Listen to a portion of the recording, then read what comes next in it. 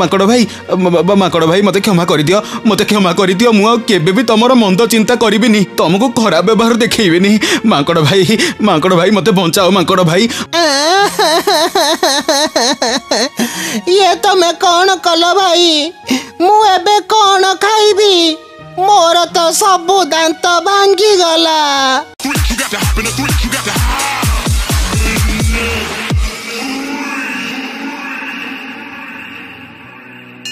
ଗୋଟିଏ ଜଙ୍ଗଲରେ ମାଙ୍କଡ଼ଟିଏ ରହୁଥିଲା। ସେ ବହୁତ ଶାନ୍ତ ଆଉ ସରଳ ସ୍ୱଭାବର ଥିଲା। ସେ ଅନ୍ୟ ପ୍ରାଣୀମାନଙ୍କ ଭଳି କାହାର ଅନିଷ୍ଟ ଚିନ୍ତା କରୁନଥିଲା। ଦିନେ ମାଙ୍କଡ଼ ଫଳ ତୋଳି ଖାଇବାକୁ ଯାଉଥିଲା। ସେତିକି ବେଳେ ହଠାତ୍ ବହୁତ ଜୋରେ ବର୍ଷା ହେଲା। ବର୍ଷା ଏତେ ଜୋରେ ହେଲା ଯେ ମାଙ୍କଡ଼କୁ ଆଉ ରାସ୍ତା ଦେଖାଗଲାନି। ସେ ବାଟ ନ ଜାଣିପାରି ଗୋଟାଏ ଖାଲରେ ପଡ଼ିଗଲା। ବଞ୍ଚାଅ, କିଏ କୋଉଠି ଅଛ? ମତେ ବଞ୍ଚାଅ। ମାଙ୍କଡ଼ ଯେତେ ଚିତ୍କାର କଲେ ବି କେହି ତାକୁ ବଞ୍ଚେଇବାକୁ ଆସିଲେନି। କିଛି ସମୟ ପରେ ବର୍ଷା ଛାଡ଼ିଗଲା। ସେତିକି ବେଳେ ଗୋଟାଏ କୁକୁର ସେଇ ବାଟେ ଯାଉଥିଲା। ମାଙ୍କଡ଼ର ଚିତ୍କାର ଶୁଣି ସେ ତା ପାଖରେ ଯାଇ ପହଞ୍ଚିଲା। ଆରେ ମାଙ୍କଡ଼ ଭାଇ, ତମେ ଏ ଖାଲରେ କେମିତି ପଡ଼ିଲ? କଣ କହିବି ଭାଇ,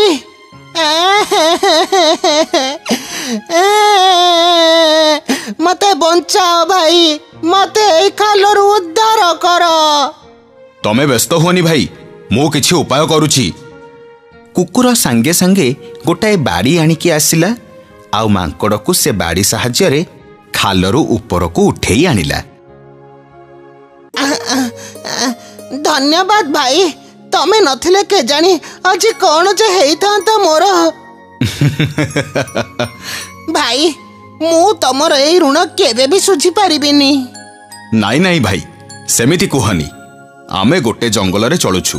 ବିପଦ ବେଳେ ପରସ୍ପରକୁ ସାହାଯ୍ୟ କରିବା ଆମ କର୍ତ୍ତବ୍ୟ। ମୋର ଗୋଟେ କଥା ରଖିବ? ହଁ ଭାଇ, କୁହ। ତମେ ମୋର ବନ୍ଧୁ ହବ? ହଁ ଭାଇ, ଇଏ ତ ବହୁତ ଭଲ କଥା। ଆଜିଠୁ ଆମେ ଦୁଇ ଜଣଙ୍କର ବନ୍ଧୁ।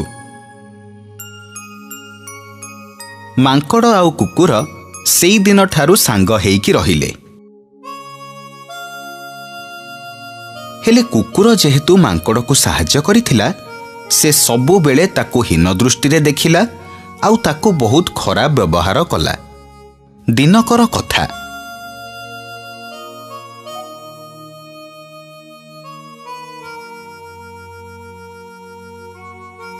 କୁକୁର ଭାଇ, ଆଜି ମୁଁ ତମ ପାଇଁ ଗୋଟେ ବଢିଆ ଜିନିଷ ଆଣିଛି। କଣ ଆଣିଛ? ମୁଁ ଆଜି ସହରକୁ ଯାଇଥିଲି। ସେଠି କିଛି ପିଲା ମତେ ଗୋଟାଏ ବିସ୍କୁଟ ଦେଲେ। ମୁଁ ତାକୁ ନେଇ ଆସିଛି। ଆମେ ମିଶିକି ଖାଇବା।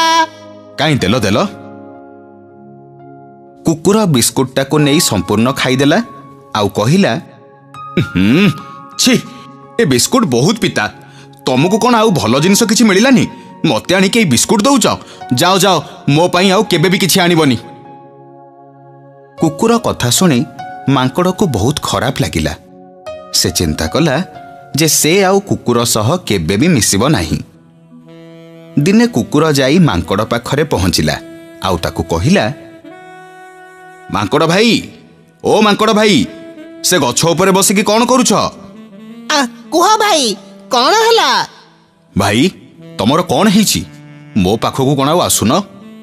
ନାଇଁ ଭାଇ, ମୋ ଦେହ ଟିକେ ଭଲ ନଥିଲା ତ, ସେଥିପାଇଁ ମୁଁ ତମ ପାଖକୁ ଯାଇ ନଥିଲି। ହଁ, କଣ ହେଇଥିଲା କି ତମର? ଏଇ ମୋ ମୁଣ୍ଡ ଟିକେ ବିନ୍ଧୁଥିଲା। କୁହ ଭାଇ, ତମର କଣ କାମ ଅଛି?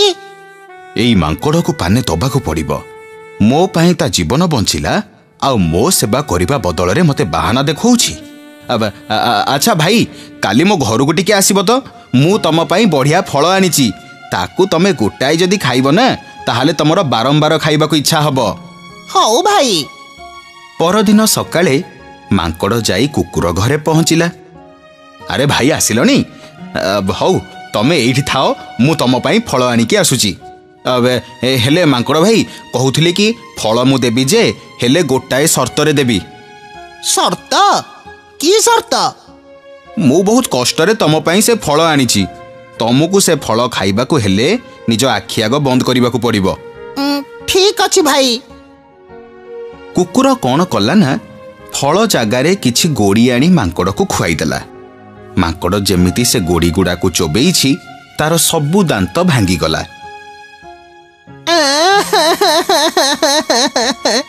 ଇଏ ତମେ କ'ଣ କଲ ଭାଇ? ମୁଁ ଏବେ କ'ଣ ଖାଇବି? ମୋର ତ ସବୁ ଦାନ୍ତ ଭାଙ୍ଗିଗଲା। ରେ ଭାଇ, ମୁଁ ତ ତମକୁ ସେ ଫଳ ଆଣିକି ଦେଲି, ତମେ ତାକୁ ଖାଇପାରିଲନି, ସେଥିରେ କ'ଣ ମୋର ଦୋଷ? କୁକୁର କଥା ଶୁଣି ମାଙ୍କଡ଼ ବହୁତ ଜୋରେ ରାଗିଗଲା।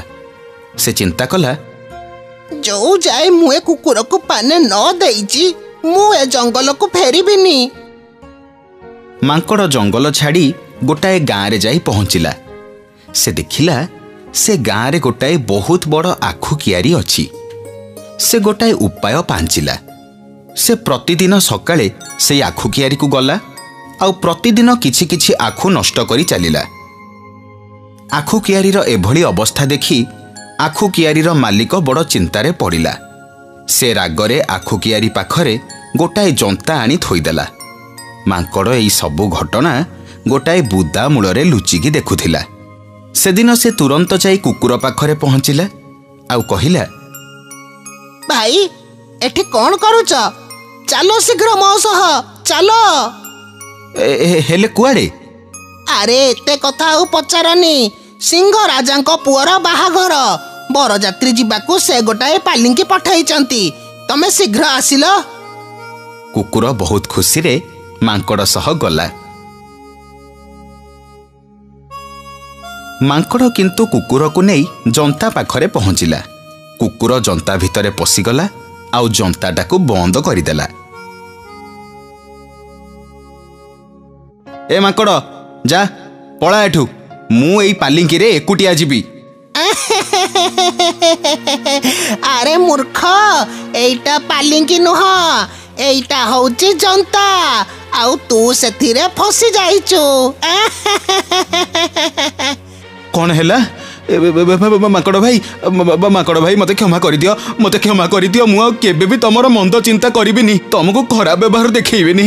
ମାଙ୍କଡ଼ ଭାଇ ମୋତେ ବଞ୍ଚାଅ। ମାଙ୍କଡ଼ ଭାଇ, ମୁଁ ସବୁବେଳେ ତମ ଦାସ ହେଇ ରହିବି, ମୁଁ କଥା ଦଉଛି। ମାଙ୍କଡ଼ ଭାଇ ମୋତେ ବଞ୍ଚାଅ, ଭାଇ ବଞ୍ଚାଅ ମୋତେ। ମୁଁ ତୋଠୁ କେବଳ ବନ୍ଧୁତ୍ୱ ଆଶା କରିଥିଲି, ଆଉ ତୁ ମୋ ପ୍ରତି କରିଥିବା ଉପକାରର ଫାଇଦା ଉଠେଇକି ତୁ ମୋତେ ବହୁତ ହଇରାଣ କରିଛୁ। ଯା ଏବେ ଭୋଗ ତୁ। ମାଙ୍କଡ଼ ଭାଇ ମୋତେ ବଞ୍ଚାଅ, ମୋ କଥା ଟିକେ ଶୁଣ। ମାଙ୍କଡ଼ ଭାଇ। ମାଙ୍କଡ଼ ଚାଲିଗଲା ଆଉ କୁକୁର ଜନ୍ତାରେ ଫସି ରହି ବହୁତ କଷ୍ଟ ପାଇଲା। ଏଥିରୁ ଆମେ କ'ଣ ଶିଖିଲେ? କାହାର ଉପକାର କରି ବଦଳରେ ତାଠୁ କିଛି ଆଶା ରଖିଲେ ଏଇଭଳି ଦଶା ଭୋଗିବାକୁ ପଡ଼ିଥାଏ। ଗୋଟିଏ ଜଙ୍ଗଲରେ ବାଘ, ଭାଲୁ ଆଉ ବିଲୁଆ ସାଙ୍ଗ ହେଇ ରହୁଥିଲେ। ତିନି ଜଣ ମିଶି ଦିନେ ଗୋଟାଏ ଭୋଜି କରିବାକୁ ନିଷ୍ପତ୍ତି ନେଲେ। ସେମାନେ ଦିନେ ଭୋଜି ବିଷୟରେ କଥା ହେଉଥିବା ବେଳେ ସିଂହ ତାଙ୍କ କଥା ଶୁଣିଦେଲା। ସେ ବୁଦା ଭିତରୁ ବାହାରି ଆସି କହିଲା, ଜଙ୍ଗଲରେ ଭୋଜି ହବ, ଅଥଚ ଜଙ୍ଗଲର ରାଜା ସେ ବିଷୟରେ ଜାଣିବେନି। ମାନେ ମହାରାଜ, ଆମେ ଏଠୁ ଯାଇକି ଆପଣଙ୍କୁ ଏଇ ବିଷୟରେ କହିଥାନ୍ତୁ। ଚୁପ୍ କର ବିଲୁଆ, ତୋ କଥା ମୁଁ ଭଲ ଭାବେ ଜାଣେ। ମିଛ ସତ କହି ଅନ୍ୟମାନଙ୍କୁ ଠକିବାଟା ତୋର ଗୋଟେ ପୁରୁଣା ଅଭ୍ୟାସ। ନାଇଁ ମହାରାଜ, ସେମିତି ଭାବନ୍ତୁନି। ଆମେ ଆପଣଙ୍କୁ ଏବେ ନିମନ୍ତ୍ରଣ କରିବାକୁ ଯାଇଥାନ୍ତୁ। ଜଙ୍ଗଲରେ ଆମେ ଗୋଟେ ଭୋଜି କରିବୁ, ସେଥିରେ ପୁଣି ଆପଣଙ୍କୁ ସାମିଲ କରିବୁନି, ଏଇଟା କ'ଣ ସମ୍ଭବ? ଠିକ ଅଛି, ତାହେଲେ ଭୋଜି କେବେ କୁହ? କାଲି ସନ୍ଧ୍ୟାରେ ମହାରାଜ। କାଲି ସନ୍ଧ୍ୟାରେ ମୁଁ ଯାଇ ପହଞ୍ଚିବି। ସିଂହର କଥା ଶୁଣି ବାଘ, ଭାଲୁ ଆଉ ବିଲୁଆ ବଡ଼ ଚିନ୍ତାରେ ପଡ଼ିଲେ। ସବୁ ଦୋଷ ଏଇ ବିଲୁଆର। ହଁ, ସେ ନିମନ୍ତ୍ରଣ କରିବା କଥା କହି ଭୁଲ କରିଛେ। ଧେତ୍, ତମେ ଚିନ୍ତା କାହିଁ କରୁଛ? କୋଉ ନଈ ପାଣି କୁଆଡେ ଯାଉଛି ଖାଲି ଦେଖ। ମୁଁ କଥାଟାକୁ ବୁଝି ବିଚାରି କହିଛି। ହେ ଯା, କହିଲା କ'ଣ ନା ବୁଝି ବିଚାରି କହିଛେ। ବୁଝି ବିଚାରି କେହି ଭୁଲ କରନ୍ତେନି, ବୁଝିଲୁ?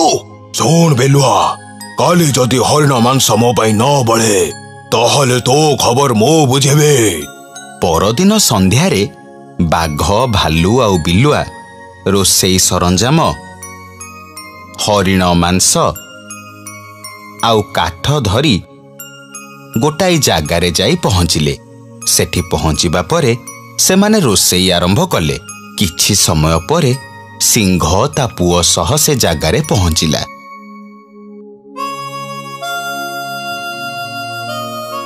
ଆରେ ବାଃ, ଭାରି ବଢିଆ ବାସ୍ନା ଆସୁଛି ତ। ହଁ ବାପା, ବହୁତ ବଢିଆ ବାସୁଛି। ଭାଲୁ ମଉସା ବଢିଆ ମସଲା ପକେଇ ବୋଧେ ଆଜି ରୋଷେଇ କରୁଛନ୍ତି। ଆସନ୍ତୁ ଆସନ୍ତୁ ମହାରାଜ, ବସନ୍ତୁ। ସିଂହ ଆଉ ତା ପୁଅ ବସି ପଡ଼ିଲେ। ବିଲୁଆ ଯାଇ ସିଂହ କାନରେ କହିଲା, ମହାରାଜ, ଆପଣ ଏକୁଟିଆ ଆସିଥିଲେ କଣ ହେଇନଥାନ୍ତା? ଅଯଥାରେ ଆପଣଙ୍କ ପୁଅକୁ ଆଣିକି କାହିଁ ମୋତେ ଅଡୁଆରେ ପକେଇଲେ କହିଲେ? କଣ? ନା ନା ନା, ମାନେ ମୁଁ କଣ କହୁଥିଲି କି, ଆପଣ ତ ଆସିଲେ, ବିଚରା ରାଜକୁମାରଙ୍କୁ କାହିଁ ଅଯଥାରେ ଏତେ ବାଟ ଚଲେଇକି ଆଣିଲେ? ଆମେ ଭୋଜି ପରେ ଆପଣଙ୍କ ଘରେ ଦେଇ ଆସିଥାନ୍ତୁ। ଅଧିକ କଥା ମତେ ଭଲ ଲାଗେନି। ଶୀଘ୍ର ଯାଅ, ଆମ ଦୁଇ ଜଣଙ୍କ ପାଇଁ ଖାଇବା ଆଣିକି ଆ। ସିଂହ ଆଉ ତା ପୁଅଙ୍କୁ ବିଲୁଆ ଖାଇବା ବାଢ଼ିକି ଦେଲା ଆଉ ସେମାନେ ମନ ଭରି ଖାଇଲେ। ସେମାନେ ଏତେ ଖାଇଦେଲେ ଯେ ଶେଷରେ ହାଣ୍ଡିରେ ଆଉ 4 ଖଣ୍ଡ ମାଂସ ବଳିଲା। ବାଘ ଏସବୁ ଘଟଣା ଦେଖି ବିଲୁଆକୁ ଟିକେ ଦୂରକୁ ଡାକି କହିଲା, କିରେ ବିଲୁଆ, ଇଏ କଣ? ଆମ ଆଗରେ ଏତେ ଗପ ମାରିଲୁ, ଶେଷରେ ଆଉ 4 ଖଣ୍ଡ ମାଂସ ବଳିଛି। ମୁଁ କହିଥିଲି ତମକୁ ଯେ ଇଏ ନିଶ୍ଚୟ ଗଣ୍ଡଗୋଳ କରିବ। ମୁଁ କେତେ କଷ୍ଟ କରି ରୋଷେଇ କଲି, ଶେଷରେ ମାଂସ ଟିକେ ଭଲ କି ଖାଇପାରିବିନି।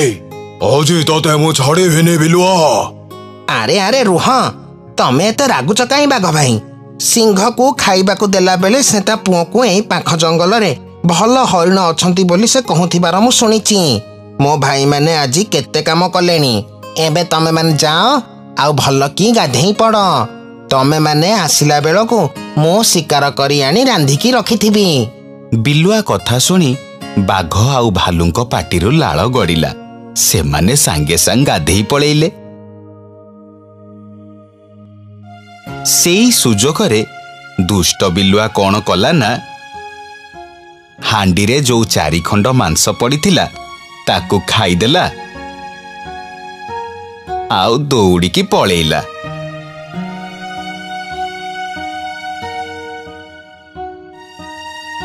ଏଇ ସବୁ ଘଟଣାକୁ ବୁଦା ମୂଳରେ ଲୁଚି ରହି ଗୋଟାଏ ମୂଷା ଦେଖୁଥିଲା। ସେ କଣ କଲା, ସାଙ୍ଗେ ସାଙ୍ଗେ ସବୁ କଥା ଯାଇକି ବାଘ ଆଉ ଭାଲୁଙ୍କ ଆଗରେ କହିଦେଲା। କଣ ହେଲା? ବିଲୁଆ ଆମକୁ ପୁଣି ଠକି ଦେଇ ପଳେଇଲା।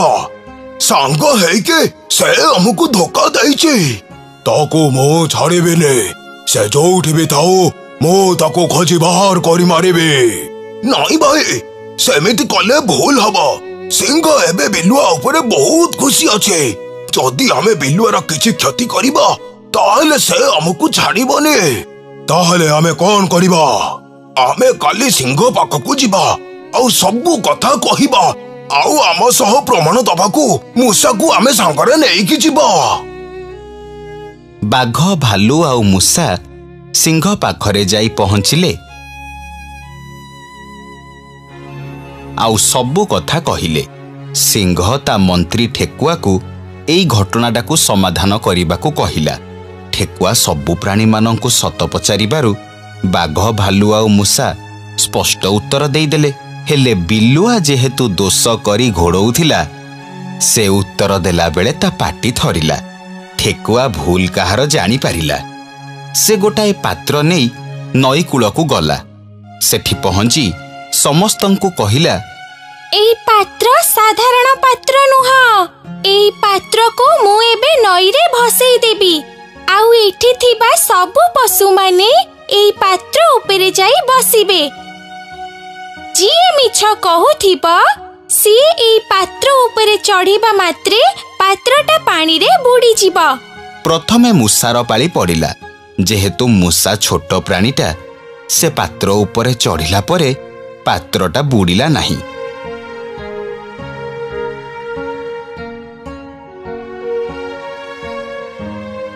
ବିଲୁଆ କିନ୍ତୁ ପାତ୍ର କଥା ଶୁଣି ଥରିବାକୁ ଲାଗିଲା। ତାର ଏମିତି ଅବସ୍ଥା ଦେଖି ଠେକୁଆ ନିଶ୍ଚିତ ହେଇଗଲା ଯେ ସବୁ ଭୁଲ ହଉଛି ବିଲୁଆର। ସେ ସାଙ୍ଗେ ସାଙ୍ଗେ ବିଲୁଆକୁ ପାତ୍ର ଉପରେ ଯାଇ ବସିବାକୁ କହିଲା। ବିଲୁଆ ଯେମିତି ପାତ୍ର ଉପରେ ଚଢ଼ିଛି, ପାତ୍ରଟି ଓଲଟି ଗଲା ଆଉ ପାଣିରେ ବୁଡ଼ିଗଲା। ବଞ୍ଚାଅ ବଞ୍ଚାଅ, ମୋର ଭୁଲ ହେଇଛି, ମୁଁ ମୋ ସାଙ୍ଗମାନଙ୍କୁ ଠକିଛି, ମୋର ଭୁଲ ହେଇଛି, ମତେ ବଞ୍ଚାଅ ବଞ୍ଚାଅ ମତେ। ବାଘ ଆଉ ଭାଲୁଙ୍କର ବିଲୁଆ ସହିତ ଯେହେତୁ ନିବିଡ଼ ବନ୍ଧୁତ୍ୱ ଥିଲା, ସେମାନେ ବିଲୁଆକୁ କଷ୍ଟରେ ଦେଖି ଜମାରୁ ବି ସହିପାରିଲେ ନାହିଁ। ସେ ଦୁଇ ଜଣ ପାଣିକୁ ଡେଇଁ ପଡ଼ିଲେ ଆଉ ବିଲୁଆକୁ ଯାଇ ରକ୍ଷା କଲେ। ମୋର ଭୁଲ ହେଇଯାଇଛି ଭାଇମାନେ, ଆଜି ମୁଁ ଲଜ୍ଜିତ, ମତେ କ୍ଷମା କରିଦିଅ। ଆମେ ତତେ କ୍ଷମା କରି ସାରିଛୁ, ହେଲେ ଆମେ ତୋ ଉପରେ ଆଉ କେବେ ବି ବିଶ୍ୱାସ କରିପାରିବୁନି। ଚାଲିଯା ଏଠୁ, ଚାଲିଯା। ଆଉ ହଁ, ଯଦି ତୁ କେବେ ମୋ ଆଖି ଆଗକୁ ଆସିଛୁ ତାହେଲେ ମୁଁ ତତେ ଜୀବନରୁ ମାରିଦେବି। ବିଲୁଆ ଭୟରେ ଜଙ୍ଗଲ ଛାଡ଼ି ପଳେଇଲା। ମିତ୍ରତାରେ ବିଶ୍ୱାସଘାତକତା କଲେ ଏଇଭଳି ପରିଣାମ ଭୋଗିବାକୁ ପଡ଼ିଥାଏ।